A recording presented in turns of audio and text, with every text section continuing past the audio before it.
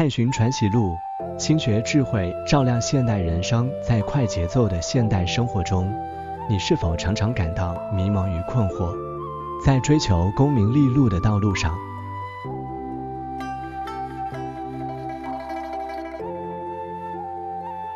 我们站在人生的十字路口，不知何去何从，内心充满疲惫，内卷躺平，精神内耗成了生活的写照。但其实几百年前的一部经典著作，或许能为我们答疑解惑，那便是王阳明的《传习录》。它不仅蕴含着深刻的哲学思想，更像是一位智慧长者，为我们指引方向，教会我们如何在复杂的世界中找到内心的平静与幸福。《传习录》是王阳明的语录和信件集，由他的门人弟子收集整理而成，其题材与儒家经典《论语》相似。书名取自《论语》中曾子的吾日三省吾身，为人谋而不忠乎？与朋友交而不信乎？传不习乎？传不习乎？意为老师传授的内容是否有好好复习？从这个角度看，《传习录》就是王阳明的门人弟子为复习老师传授的知识而编撰的。《传习录》的成书要从王阳明41岁那年说起。正德7年，公元1512年12月，王阳明荣生南京太仆寺少卿，他抄小录回乡行亲，途中他与得意门生徐爱论学，二人相谈甚欢，徐爱深受启发，醍醐灌顶，明白了知行合一的二义，也由此决定收录王阳明的语录，传递师说。此后徐爱开始有意识地记录王阳明的言论，形成了《传习录》上卷部分中的徐爱录。流传版本中，徐爱录有14条问答，但专家认为徐爱从正德7年到正德13年，公元1518年去世的6年时间里，记录内容因远不止这些。明代思想家薛侃在序中记载，日人所记凡2卷，侃尽得此数条，并量小序。由此推测，徐爱记录的内容至少遗失了一半。徐爱去世后，弟子陆程和薛侃等人继续记录，对《传习录》进行补充完善。现在流传的《传习录》共分上、中、下3卷，上卷是徐爱、陆程和薛侃所记录的内容，也是最初流传的版本。中卷主要收录王阳明的亲笔书信，如答罗整安少载书、答顾东桥书等。在这些书信里，王阳明讲述创立心学的宗旨，诠释知行合一、格物说、致良知等观点，还针对他人的疑惑一一作答，并根据不同情况进行指点。另外还有2篇短文，由门人南大吉收集整理。下卷则是钱德洪对前2卷内容的查漏补缺，记录了王阳明平日所说的话，其中包括著名的4句教：无善无恶是心之体，有善有恶是意之动，知善知恶是良知，为善去恶是格物。《传习录》编成后，迅速成为学习心学宗旨的必读入门书目，为心学传播打下基础。随着心学影响扩大，弟子们不断搜集整理先师遗说，《传习录》也不断被补充完善，阳明学派的理论体系逐渐建立。几百年来，《传习录》不仅在国内备受推崇，还在东亚、日本等地广为流传。明代王阳明著作刊刻后，经长期流入日本。日本儒学家佐藤一斋的《传习录》栏外书，保留了西晋版本的珍贵史料，众多日本学者对其进行解释研究，推动了王阳明心学在日本的发展。王阳明的心学主张通过内心体悟实现知行合一的境界，强调人性本善。这种思想继承了宋明理学传统，又有所突破。有学者评价，远承孟子，近继象山，自成一派，影响由明代而及当世，风靡一时而传播中外发展至今。阳明心学被称为中国哲学的最高成果，影响了中国历史上的思想发展。阳明心学的影响离不开继承与突破。当时中国思想史处于三教合一的大潮，儒释道三家相互影响，儒学吸收了部分佛道思想，王阳明在此基础上创立心学，强调从心出发的道德观念。心学中重要的致良知理论，并非王阳明独创，而是源于中国几千年传统文化。良知最早源于孟子，孟子认为人天生有恻隐之心，辞让之心，是非之心，这就是良知。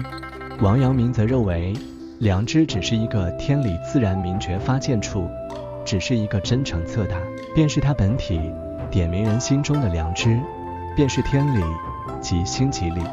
此外，道家的善德思想，佛教的明心见性，都与王阳明致良知思想一样，强调人内在的善良本性。从王阳明个人经历看，他自幼诵读四书五经，受传统儒学和程朱理学影响，心学理论追根溯源来自儒学先贤孟子。但阳明心学若只有继承，没有突破，也不会有如此高的成就。王阳明龙场悟道后，提出心即理、知行合一、致良知等思想。心即理是哲学理论基础，知行合一是学说核心，致良知是最高境界。他认为传统理学把道德问题归结为固定不变的天理是错误的，道德问题应从人本身寻找答案。夫性与德者合，性也者心之体也，德者心之用也。人性和德性都通过人的心体现，守人革除的故事便是很好的例证。王阳明为实践程朱理学的格物穷理，一连7天静坐在竹子前，却一无所获，还病倒了。这让他明白，通过穷尽物理来明白世事，成为圣人是行不通的。后来他在龙场悟道，得出成圣贤之法。传习录作为阳明心学最重要的载体，其中体现了阳明心学思想，是中国哲学史上第一部系统有条理论述路王心学思想的著作，备受古今名人高度评价。著名历史学家钱穆将其列为中国人所必读的书之一。中国哲学泰斗王德峰评价其为心学第一书，是读懂王阳明、感悟心学大智慧必读的经典。可以说，传习录传承着阳明心学思想，后世与阳明心学相关的内容大多从传习录衍生而来，因此被称为王门之圣书、心学之经典。对于现代人来说，学习传习录有着诸多益处，它可以让我们不再迷茫。当今社会，人们常因追逐功名利禄而迷失自我，传习录中心外无物的命题能给我们启示。王阳明游南郑时，朋友指着山岩上的花树问与心有何关系。王阳明回答，你没看到这花时，这花和你的心都处于寂的状态，你来看到这花时，这花的颜色一下就明显了起来，这就说明这花已经不在你心外，而是在你心里了。这告诉我们，只有心里有某个事物，它才对我们有意义。我们一生都在追求各种意义，明白了意义，才会用心，事物才会产生价值。如此，我们便能在生活中有所选择，找回初心，不再迷茫。学习传习录，还能让我们找到方向。王阳明为门人弟子立下立志勤学、改过则善4条为学准则，立志被放在首位。他认为志不立，天下无可成之事。志向并非简单的目标，而是一种深藏于心的信念，能支撑我们克服困难。同时还需致良知，保证做对的事。良知是本心，包含道德和智慧。我们每天的选择都由内心判断产生。王阳明说，凡人之心如昏镜，圣人之心如明镜。我们应擦净内心的镜子，以道德为行为指南，做事前问问内心是否符合目标和道德原则。传习录也能让我们成为更好的自己。其中格物致知偏向世上磨练，格物就是处理事物时去其不正，以全其正，抑制不良欲望，让自己回到正确轨道，依照道德原则行事，使心中明净，时时光亮。生活中，我们常被私欲左右，面对利益、情绪和道德冲突时，需要世上磨练，在每件事上践行道德，磨练内心，消除不良念头，遵守道德底线，反省言行。此外，学习传习录能让我们更快乐。乐是心之本体，人的心本应快乐，感到不快乐是因为心不得其正，沾染尘埃。孔子称赞颜回一箪食，一瓢饮，在陋巷，人不堪其忧，回也不改其乐。颜回内心丰盈，依照道德标准做事，不计较，不攀比，能体会学习和帮助别人的快乐。虽物质贫瘠，但精神满足。学习传习录能让我们明白烦恼自找，保持善意，去除贪欲，找回本性光明，便能在任何环境中乐在其中。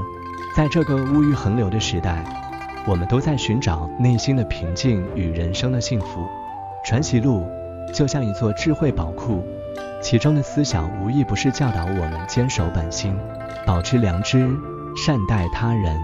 当我们在生活中感到迷茫、困惑时，不妨翻开传习录，与几百年前的智慧对话，从中汲取力量，相信它能为我们照亮前行的道路，指引我们走向幸福人生。